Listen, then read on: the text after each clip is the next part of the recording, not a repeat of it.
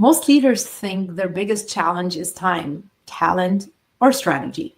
But the truth is, what's holding them back isn't tactical at all. It's something deeper, invisible, and wired right into the brain. Today, we're unpacking the blind spot that separates high performance from real fulfillment. And we're doing it with someone who's lived it on both sides of the equation.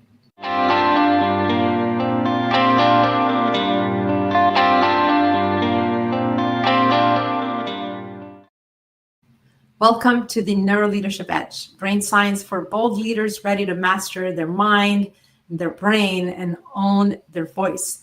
I'm your host, Claire Hayek, neuro leadership expert, ex-engineer, TEDx speaker, lifelong musician, and founder of Mind, Soul, Purpose Team Building. What you learned today, we're gonna unpack the blind spot even high-performing leaders miss, how your relationships and your brain directly impact your leadership. Whoever thought about that, right? And what it really takes to integrate success and connection without burning out. Today, I'm joined by Gabriela Embon, a former chemical engineer turned life and relationship coach. She's an author and founder of the Coaching Academy. After years at Intel and a high-performance corporate career, she realized that true success isn't just what you build at work, it's what you build at home.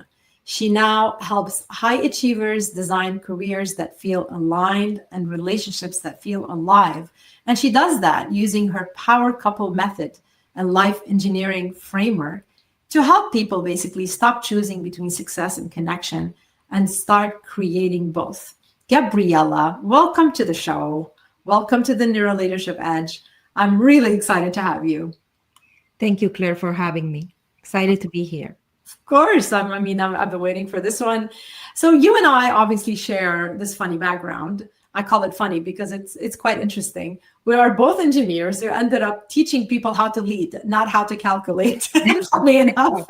So let's start by you walking me through that pivot. What woke you up to the fact that success in logic wasn't enough? You could call it midlife crisis. You could call it that's not a very sexy word. You could call it a graduation. I prefer to call it a graduation. But what are we graduating from? Let's be very clear. In our 20s, we are really wired to prove that we are smart enough to get through some form of education. And then after that comes the second motivator, which is to prove that we can be successful. We can provide for ourselves and be self-sustaining, impactful human beings in today's society. And usually we're after achievement. But once you accomplish that achievement, you might find yourself, not everybody, but you might find yourself in a place where you say, how come I follow the formula? I accomplished what I thought I needed to be happy, but I'm not. And that's when I realized that I have gone after achievement, but not necessarily fulfillment. So in simple words, I had this sense of dissatisfaction from life or emptiness because yes, I had accomplished, but I was not in alignment with what makes me happy. And I'm not a person, if there's something I can say about myself with conviction, I'm not a person that compromises on lack of happiness or frustration. That's very good. Yeah, I have very low tolerance to frustration that is real. Not frustration because we couldn't go to the restaurant we decided to go. I'm not talking about that. Frustration when you know you're not in the right place or with the right person. And I knew I wasn't in the right place. Mm-hmm. But I think you have to get there to realize that. And that happens to many leaders, right? They climb their own ladder, but only when you get to the top of that ladder, you realize this was the wrong one. This is really interesting. I think a lot of listeners and people watching us right now can relate to this. I think a lot of us, you said it, midlife crisis, and in a way we can call it that. We can, whatever you want to call it, but it's more common than not. But So what's going on? So we're connected, probably we're successful professionally, but disconnected personally. And I think that's, in my opinion, and I think that's what you're saying, is that we're so disconnected with what we want and our passions, what we want in our life. But what's actually going on beneath all that? What's happening? So we're successful, but we're unhappy. Let's unpack this a bit more. So my judgment saboteur, right, kicks in and goes, what's wrong with you? You have every reason to be happy. Mm-hmm. You have a good job. You have a good lifestyle. You have a happy marriage. You have the family. What's wrong with you? Mm-hmm. And then it says the following. You want to hear this? It says, you are doomed for dissatisfaction. You are never satisfied. So it went from judgment into self-blame. That's what my inner saboteur was telling me. I was lucky to start questioning and get really curious about what's going on within myself, to have my sage brain say, it's not you're doomed for dissatisfaction. You're just not in alignment, and explore that concept of alignment. I like the alignment keyword. Let's unpack this further. So how do we align? How do I know you have a trademarked actually method, the power couple method, and you talk a lot about sabotaging yourself and passion and being disconnected and how to get aligned. Tell me how, explain to me your work. Explain to me how you help high achievers, how you help leaders, your clients deal with all this. Yes. So I'll give you a little bit of context. I believe that we should not compromise on two key elements of our adult life. One is our career in what we do for a living and how we make money in the way we serve or impact. And the other one is our primary relationship, a romantic relationship. Okay.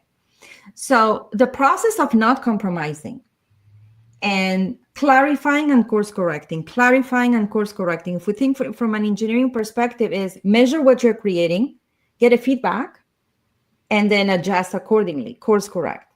So it's a constant process of clarifying what I want and course correct that gets me every time more in alignment to what actually feels, yes, this is right.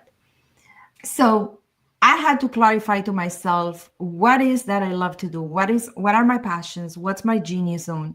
And what do I want to do when I'm not trying to prove that I'm successful or smart or achieve to prove something, but when my soul says, this is what brings me joy. Right. Well, the first step was to clarify that to myself and to give myself permission to do that and to believe that it's possible for me to make money doing what I love to do, because we had that limiting belief that work is hard and you have to sacrifice for it.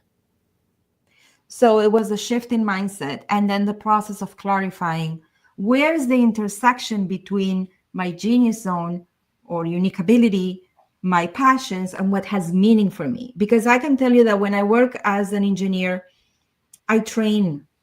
Besides doing process engineering in the lithography department, I was also responsible for training technicians. And I was very good at that, often praised for that. And I love doing that. It gave me the most amount of reward. It didn't feel like work at all. So I could recognize that my genius is in teaching. In fact, when I was 15, I had my first business, which was a tutoring business. I had 11 students.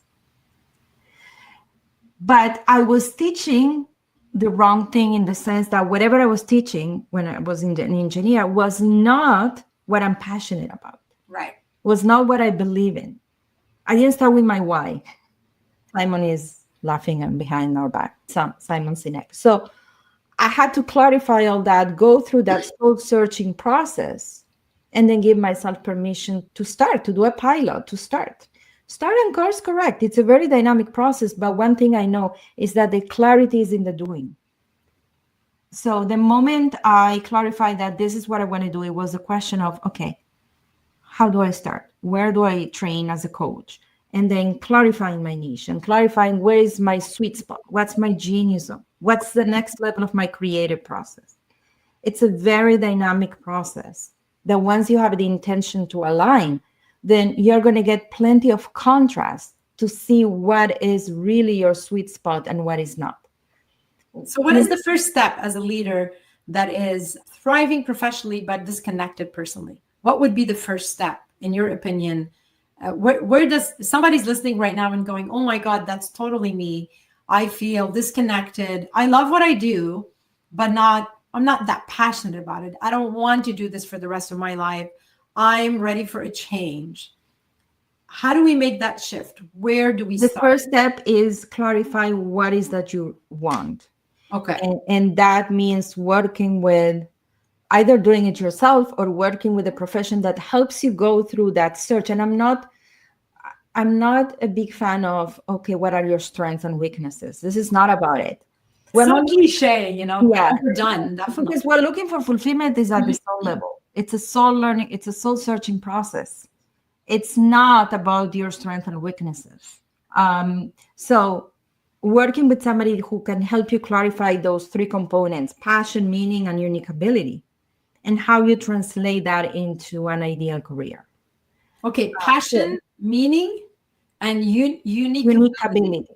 Yes, your genius zone. What is that sweet spot? So once you clarify that and you can say, okay, it feels like this is what I would love to do. Let's put it to the test. Let's do a pilot, big on pilots. So first is the clarity of what you want.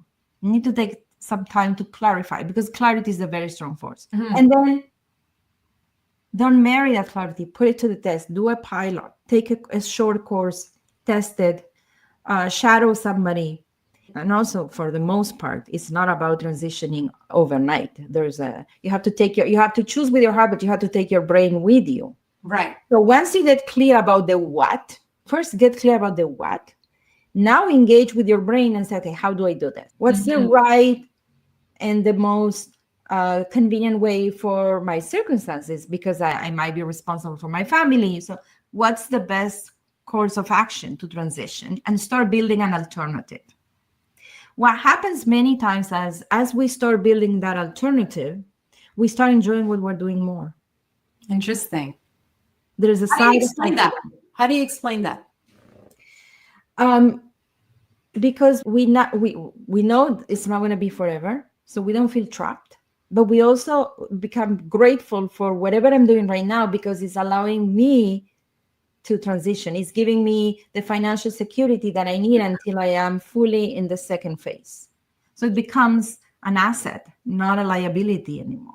I guess also if we zoom in on the brain, when you're doing that, you're doing something you're passionate about that you really love. You're sending dopamine, in your brain, and obviously the dopamine, the feel good kind of, satisfied hormone. And so now that's helping the motivation in a way, right? Because that's right. Dopamine is motivation. So it motivates you to keep going, yet you are taking out the stress of what's happening in that boring side of things that you don't want to do anymore because you don't feel, like you said, trapped. So you feel a bit more safe. Now you have two things going on. You have the safety, so you're not in survival mode, financial maybe safety, as you build this amazing thing that you're passionate about. That's great.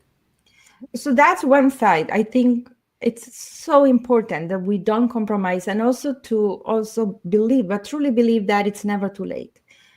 Whether you're transitioning at the age of 50, 60, it's never too late to realign with your career, right? Yeah. And some careers, actually, the more mature you are, the better. For example, in coaching, right? It comes with age too. It gives you extra credibility. So it's never too late for you to look at what's the next stage of fulfillment for you and impact and the way you're here to serve next. So that's one thing. The other thing that I believe is we shouldn't compromise on our relationship. But I don't mean you need to ditch your relationship. What I mean by that is that you need to invest in it. You need to give it priority and commit to make it richer and better with time. And just show up. Same as you show up in your career and you do career development, relationships also need development, and they need you to show up even on days you don't feel like it. That's the whole concept of commitment. And correct and repair. Be fully in. That's it, right? I mean, it's all about that commitment. And I think that's a great keyword. Again, another one. But what about this whole myth? Tell me a little bit about the myth of work-life balance. So what do you mean when you say balance is a trap? Because balance lives in the world of duality. Okay. It means I have to juggle two things and compromise one for the other. And we have different myths of balance, like balance between myself and my children, spouse and family, right. family and career. And the reason that I believe it's a myth is because somebody is gonna lose, right? Rather than seeking balance, we're seeking integration. And integration is when you actually see all parts of your life as not as competing forces, but different parts of one mission. So here's how it works in practical terms. It's about implementing the right rituals that guarantee that you stay connected with your spouse. So here's how it will look like. You had a long day at work. It needed your attention and you came home at 10 p.m. Okay. And you come home at 10 p.m. You have two options. You can just grab a beer, a glass of wine, say, I don't want to see anybody. I don't want to talk to anybody, and shut down your spouse. Or you can come home and tell your spouse, come sit next to me. I'll tell you what happened today. Right. Now the spouse became part of your life. Now they might either hold space for you, listen to you, or even offer some insight. You're integrating your spouse. So work doesn't become an alibi. That's how you say? Yeah. It doesn't become an alibi, right? That you use. It's actually you integrate it in your together life. So your success is my success. And I want to be part of that. You see, this is what we all want. We want to feel that we belong. But by separating the two, we actually create disconnection.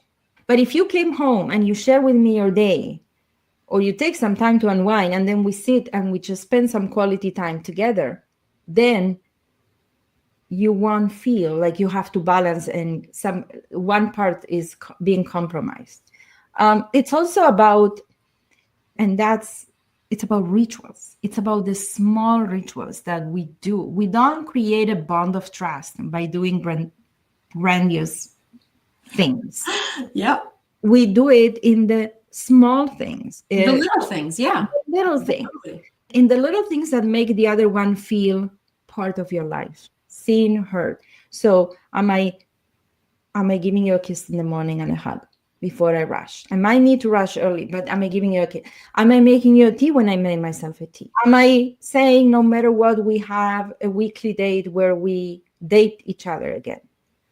So it is in those connection rituals that we feel we can create more because we fuel each other. We become each other's source of strength and not stress.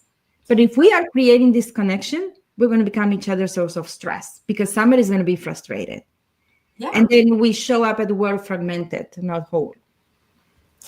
I listened to you talk about this and integration, and it's not basically two separate systems. It's one system. And I often talk about the heart-brain coherence. And this is literally heart, brain, body working together. So if you show up as your whole self in your heart, in your body, in your brain, in front of your spouse or partner or whoever, then you're not separating this side of you. And this is really when you're aligned. And I'm using your keywords here. I love that. Your people love you and they're interested in learning what's happening, maybe about your struggles, your stress, etc.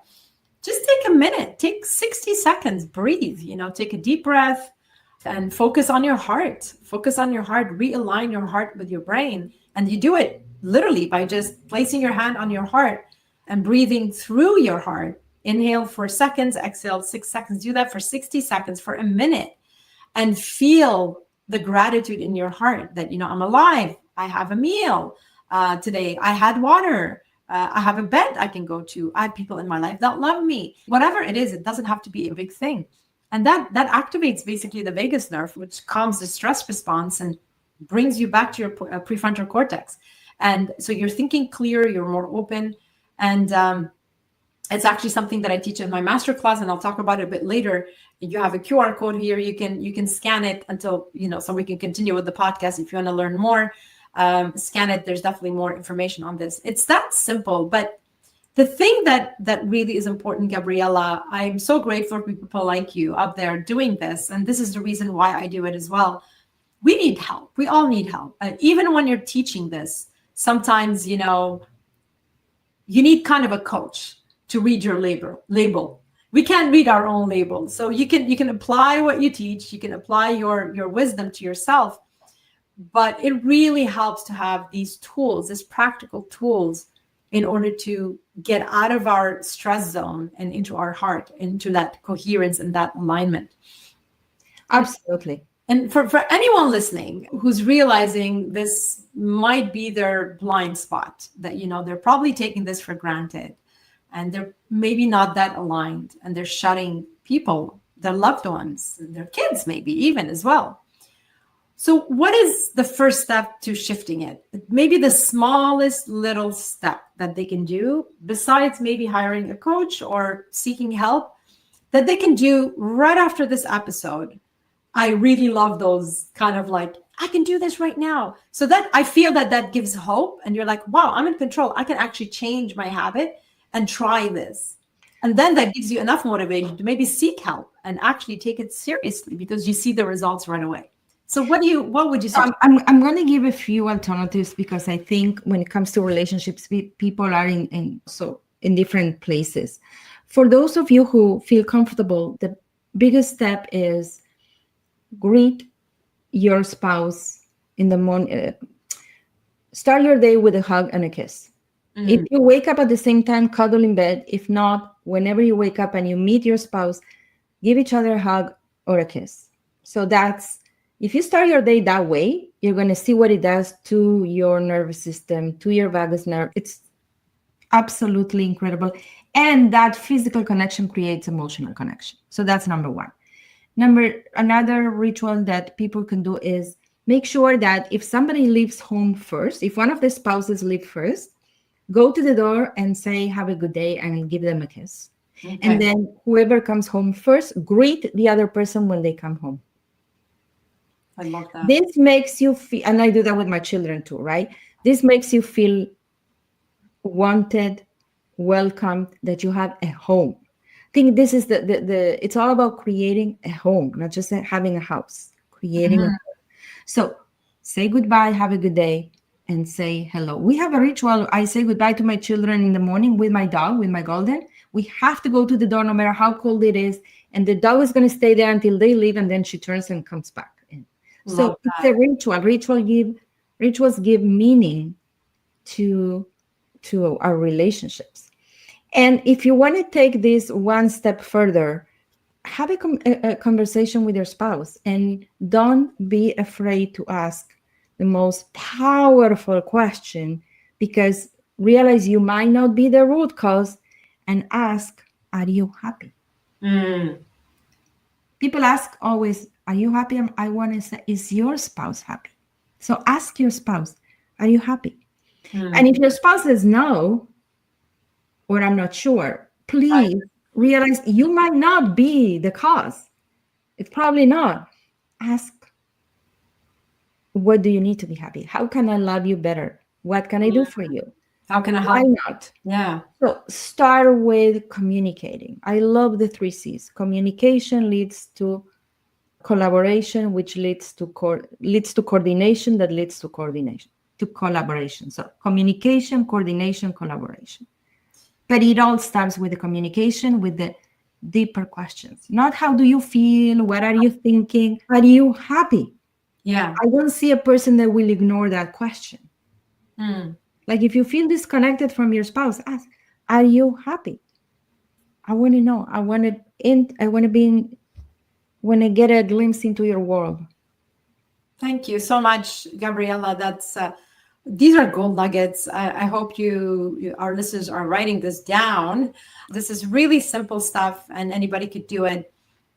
without any excuse. It's just simple. All it takes is courage sometimes, because maybe sometimes we're not used to it.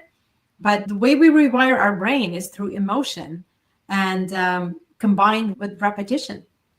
So this is what creates connection and strengthens those neural pathways for empathy, for love, for resilience.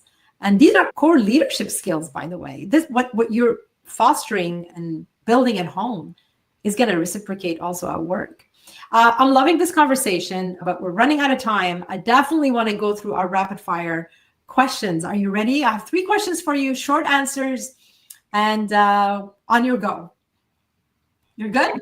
Yeah. All right. One lesson about leadership you wish every high performer understood. Your personal relationship doesn't compete with your career. It fuels your career. Love it. Second one daily ritual you never skip. Giving my husband a hug and a kiss in the morning. Yay. I love that. Last one, a book, a podcast, or a conference that rewired how you lead, or one of those that you love, simply love, and that you would recommend to our listeners.